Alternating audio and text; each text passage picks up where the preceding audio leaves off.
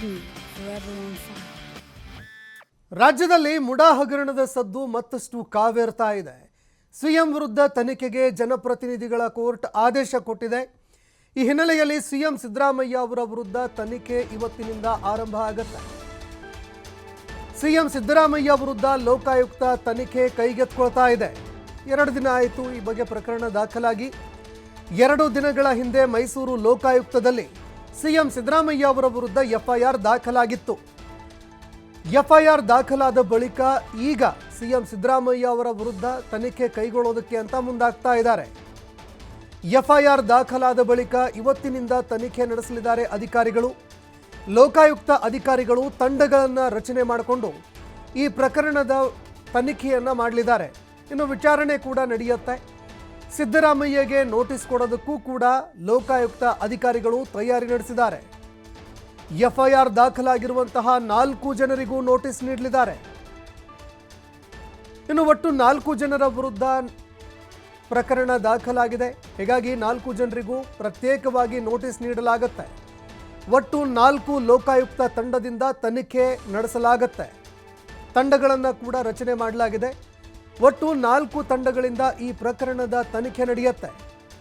ಮೊದಲು ದಾಖಲೆಗಳ ಪರಿಶೀಲನೆಯನ್ನು ಕೂಡ ಲೋಕಾಯುಕ್ತ ಅಧಿಕಾರಿಗಳು ಮಾಡ್ತಾ ಇದ್ದಾರೆ. ಯಾಕಂದರೆ ಸಿಎಂ ಸಿದ್ದರಾಮಯ್ಯ ಅವರ ವಿರುದ್ಧ ಒಂದು ಗಂಭೀರ ಆರೋಪ ಕೇಳಿಬಂದಿದೆ. ಪ್ರಕರಣ ಕೂಡ ದಾಖಲಾಯಿತು. ಕೋರ್ಟ್ ಕೂಡ ಇದಕ್ಕೆ ಸಂಬಂಧಪಟ್ಟಂತೆ ಪ್ರಕರಣ ದಾಖಲಿಸಿಕೊಂಡು 3 ತಿಂಗಳ ಒಳಗಾಗಿ ತನಿಖೆ ಮಾಡಿ ಇದರ ವರದಿಯನ್ನು ಸಲ್ಲಿಕೆ ಮಾಡಿ ಅಂತ ಕೋರ್ಟ್ ಕೂಡ ಹೇಳ್ತು. ಹೀಗಾಗಿ ಲೋಕಾಯುಕ್ತ ಅಧಿಕಾರಿಗಳು ತನಿಖೆ ಮಾಡಲೇಬೇಕಾದಂತಹ ಒಂದು ಅನಿವಾರ್ಯ ಪರಿಸ್ಥಿತಿ ಬಂದಿದೆ. ಹೀಗಾಗಿ ಸಿಎಂ ಸಿದ್ದರಾಮಯ್ಯ ಅವರ ವಿರುದ್ಧ ನಿಜವಾಗ್ಲೂ ಇರುವಂತಹ ದಾಖಲೆಗಳು ಏನು, ಅವರು ಇದರಲ್ಲಿ ಭಾಗಿಯಾಗಿದ್ದಾರೆ ಅನ್ನೋದಕ್ಕೆ ಪುಷ್ಟೀಕರಿಸುವಂತಹ ದಾಖಲೆಗಳು ಏನಿದ್ದಾವೆ, ಇದೆಲ್ಲವನ್ನೂ ಕೂಡ ಅಧಿಕಾರಿಗಳು ಪರಿಶೀಲನೆ ಮಾಡ್ತಾ ಇದ್ದಾರೆ. ಇನ್ನು ದಾಖಲೆಗಳು ಏನಾದರೂ ನಾಪತ್ತೆ ಆಗಿದ್ದಾವ?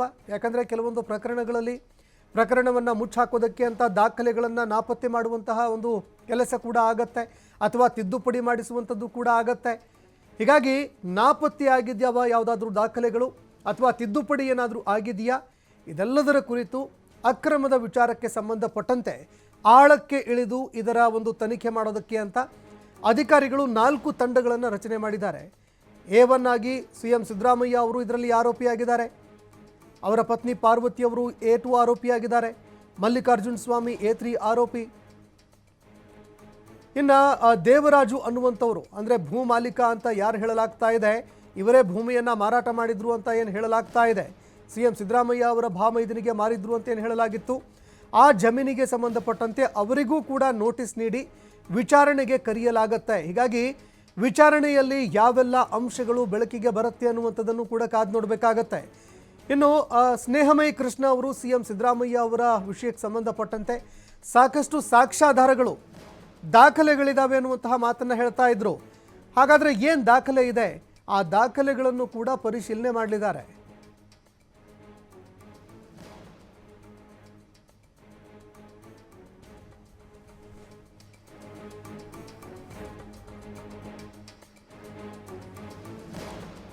ಈ ಬಗ್ಗೆ ಮತ್ತಷ್ಟು ಮಾಹಿತಿ ಕೊಡ್ತಾ ಹೋಗ್ತಾರೆ ಪ್ರತಿನಿಧಿ ಪುನೀತ್. ಫೋನ್ ಸಂಪರ್ಕದಲ್ಲಿ ಜಾಯ್ನ್ ಆಗಿದ್ದಾರೆ.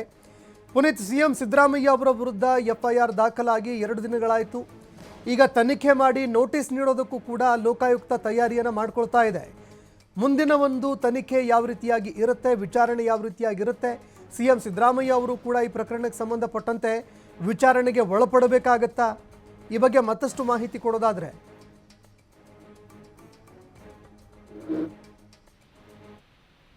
ಸಂತೋಷ್, ಈಗಾಗಲೇ ಮುಖ್ಯಮಂತ್ರಿಗಳ ಮೇಲೆ ಒಂದು ಎಫ್ಐಆರ್ ಏನಾಗಿದೆ. ಇದಕ್ಕೆ ಮೂಡ ನಿವೇಶನ ಹಂಚಿಕೆ ವಿಚಾರಕ್ಕೆ ಸಂಬಂಧಪಟ್ಟಂತೆ ಇದೀಗ ತನಿಖೆ ಕೂಡ ಆರಂಭ ಆಗ್ತಾ ಇರ್ತಕ್ಕಂಥದ್ದು.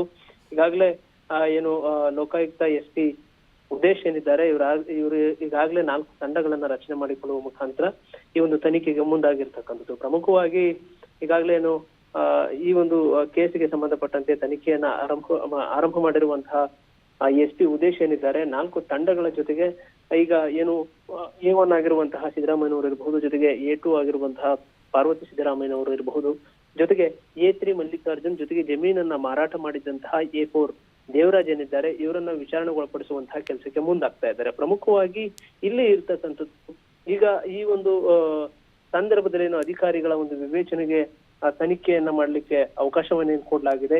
ಈ ಒಂದು ಹಿನ್ನೆಲೆಯಲ್ಲಿ ಈಗಾಗಲೇ ಒಂದ್ ರೀತಿ ಫುಲ್ ಟೆನ್ಷನ್ ನಲ್ಲಿ ಲೋಕಾಯುಕ್ತ SP ಇದ್ದಾರೆ ಅಂತಾನೂ ಕೂಡ ಹೇಳ್ಬೋದು. ಯಾಕೆಂತ ಹೇಳಿದ್ರೆ ಮುಖ್ಯಮಂತ್ರಿಗಳನ್ನ ಕಚೇರಿಗೆ ಕರೆಸುವ ಮುಖಾಂತರ ಇಲ್ಲಿ ವಿಚಾರಣೆಯನ್ನ ಮಾಡ್ಬೇಕಾ ಅಥವಾ ಮುಖ್ಯಮಂತ್ರಿಗಳನ್ನ ಭೇಟಿ ಮಾಡಿ ವಿಚಾರಣೆಯನ್ನ ಮಾಡ್ಬೇಕಾ ಅನ್ನೋ ಒಂದು ರೀತಿಯಲ್ಲಿ ಇರ್ತಕ್ಕಂಥದ್ದು. ಜೊತೆಗೆ ಅಗತ್ಯ ದಾಖಲೆಗಳನ್ನ ಹಿಡಿದು ಬೆಂಗಳೂರಿಗೆ ಹೋಗ್ತಕ್ಕಂಥ ಒಂದು ಕೆಲಸವನ್ನ ಈಗಾಗಲೇ SP ಅವರು ಮಾಡಿರ್ತಕ್ಕಂಥದ್ದು. ಮೈಸೂರಿನಲ್ಲಿ ಇದ್ದಂತಹ SP ಉದೇಶ್ ಇದೀಗ ಬೆಂಗಳೂರಿಗೆ ತೆರಳಿದ್ದಾರೆ. ಬೆಂಗಳೂರಿನಲ್ಲಿ DYSP ಮ್ಯಾಥ್ಯೂ ಥಾಮಸ್ ಜೊತೆ ಹೋಗಿರ್ತಕ್ಕಂಥ ಉದೇಶ್ ಅಲ್ಲಿ ಮಾತುಕತೆಯನ್ನ ಮಾಡುವ ಮುಖಾಂತರ ಲೋಕ ಕಚೇರಿಗೆ ಆಗಮಿಸುವಂತಹ ಒಂದು ಕೆಲಸವನ್ನು ಕೂಡ ಮಾಡಲಾಗುತ್ತೆ. DYSP ಮ್ಯಾಥ್ಯೂ ಥಾಮಸ್ ಜೊತೆ ಚರ್ಚಿಸಿ ಬೆಂಗಳೂರಿಗೆ ಇದೀಗ ಪ್ರಯಾಣವನ್ನ ಬೆಳೆಸ್ತಾ ಇರತಕ್ಕಂಥದ್ದು. ಪ್ರಮುಖವಾಗಿ ಮೊನ್ನೆ ಶನಿವಾರ ಏನು ರಜೆ ಇದ್ದಂತಹ ಸಂದರ್ಭದಲ್ಲೂ ಕೂಡ ಅಧಿಕಾರಿಗಳ ತಂಡವನ್ನ ರಚನೆ ಮಾಡಿದಂತಹ ಉದೇಶ್ ಏನಿದ್ದಾರೆ ಇವತ್ತು ಬೆಂಗಳೂರಿಗೆ ತೆರಳತಕ್ಕಂಥ ಒಂದು ಕೆಲಸವನ್ನ ಮಾಡಿದ್ದಾರೆ. ಇದು ತನಿಖೆಯ ದೃಷ್ಟಿಯಿಂದಾಗಿ. ಯಾಕೆಂತ ಹೇಳಿದ್ರೆ ಈ ಒಂದು ಮೂಡ ನಿವೇಶನ ಹಂಚಿಕೆ ವಿಚಾರ ಏನಿದೆ ಇದು ಸಾಕಷ್ಟು ಸದ್ಯನ ಮಾಡಿರ್ತಕ್ಕಂಥದ್ದು. ಅದರಲ್ಲೂ ಕೂಡ ಮುಖ್ಯಮಂತ್ರಿಗಳಿಗೆ ಸಂಬಂಧಪಟ್ಟಂತ ಒಂದು ಕೇಸ್ ಆಗಿರತಕ್ಕಂಥ ಒಂದು ಹಿನ್ನೆಲೆಯಲ್ಲಿ ಹೆಚ್ಚಿನ ಜವಾಬ್ದಾರಿ ಹೊತ್ತಿರ್ತಕ್ಕಂಥ SP ಉದೇಶ್ ಅವರು ಈಗ ತಮ್ಮ ತಂಡಗಳೊಟ್ಟಿಗೆ ಬೆಂಗಳೂರಿಗೆ ತೆರಳತಕ್ಕಂಥ ಒಂದು ಕೆಲಸವನ್ನ ಮಾಡಿದ್ದಾರೆ. ಮುಂದಿನ ತನಿಖೆ ಯಾವ ರೀತಿ ಇರುತ್ತೆ, ಯಾವ ಆಯಾಮಗಳಲ್ಲಿ ತನಿಖೆಯನ್ನ ಮಾಡಲಾಗುತ್ತೆ, ಇದು ಸಾಕಷ್ಟು ಕುತೂಹಲವನ್ನ ಮೂಡಿಸಿರ್ತಕ್ಕಂಥದ್ದು. ಸಂತೋಷ್, ಧನ್ಯವಾದಗಳು ಪುನೀತ್ ನಿಮ್ಮೆಲ್ಲ ಮಾಹಿತಿಗೆ.